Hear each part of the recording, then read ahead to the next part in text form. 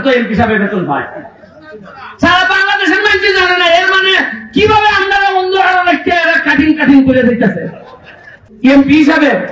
আমি কি শ্রমিক না? আরে আমি তো বেতন পাই 1,70,000। এটা আগে জানছেন কোন সময়? বোঝা যায় এমপি আগে এমন এটা বোঝা যায় এরা সব আমরা তাহলে তাল করে দিতেছে। আরে সভ্য না। আমি রাজনীতি করতাম, আমি কোনোদিন জানছি না এমপি বলতে যে অত টাকা বেতন পায়। আমি রাজনীতি করছি এত বছর, আপনি জিজ্ঞাসা আমার এলাকার যারা রাজনীতি করে কয়জন লোকে জানতো এমপি সাহেব বেতন পায়? সারা বাংলাদেশের মানুষ জানে না। এর মানে কিভাবে আমরা অন্য কাটিং কাটিং করে দিতেছে। মাত্র 3 মাস হয়েছে 29 কোটি টাকা বরাদ্দ পাইছি।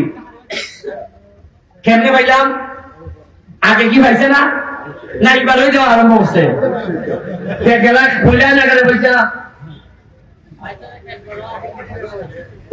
এটা তাল কিনা জানেননি?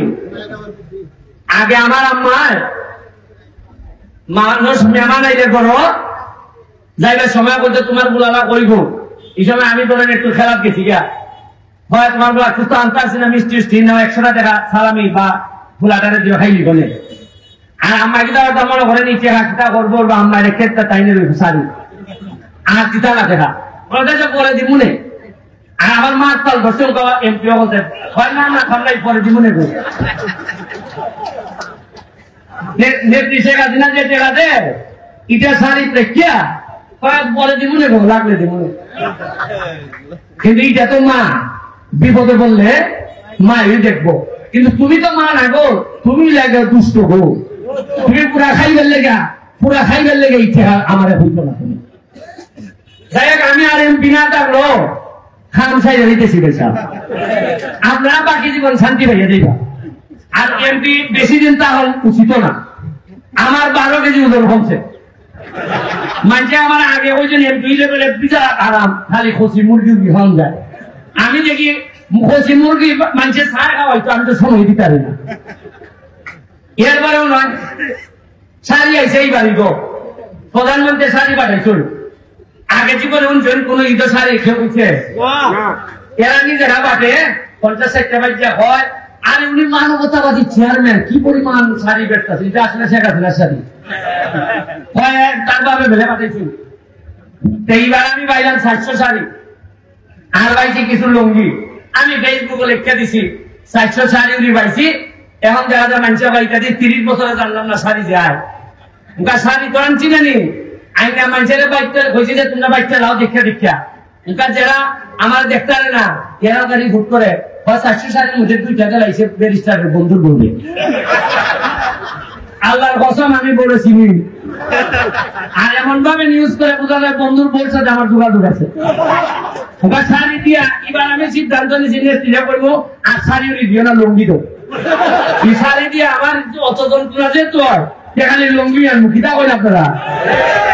এমন বিপদ আছে আমি এমনি জানি।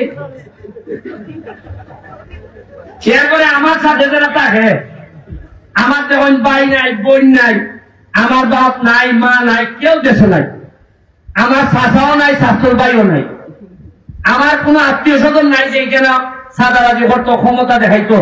যারা আছে এরা লেগে আরেক পেটেন্টের গুলাগুলি এরা আমার লেগে কাজ করছে। ওকে এমন কাজ করছে আমার সাথে যারা আছি খান কাজ করছি এরা বোঝা যায় কুমারী পূজার মতো কুমারী কিরকম আগামী জানতো না। কুমারী পূজার পেলে যে কুমারী হয় তার বেলে আর বিয়া হয় না। তা আমার যে তাল ধরছে আমার সাথে যারা কাম করছে এরা কুমারীর তাল ধরবো যে এরা খাইতে আসতো না, কন্ট্রাক্টরে নিতে আসতো না, বাজারও চলতে আসতো না।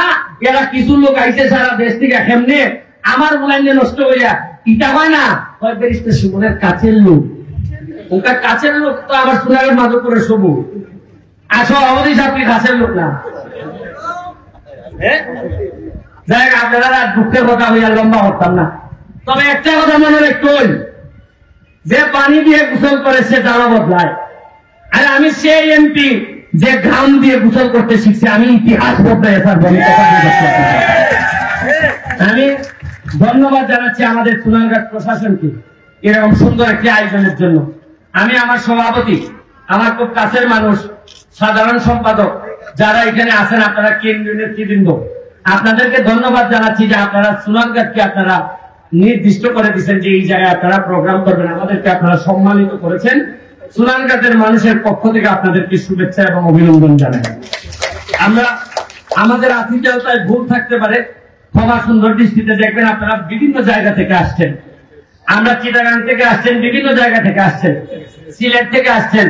আমরা হয়তো আপনাদেরকে ওইভাবে আতিথেয়তা দেখাইতে পারতেছি না, তবে আর বেশি দিন না, আমার একটা বছর সময় দেন, দেখেন আমি এই সোনারঘাট মাধবপুরকে কিভাবে আমি পর্যটন নগরীতে রূপান্তরিত করি। আপনারা দেখে আনন্দ পাবেন যে কি বানাই দিচ্ছি আমি।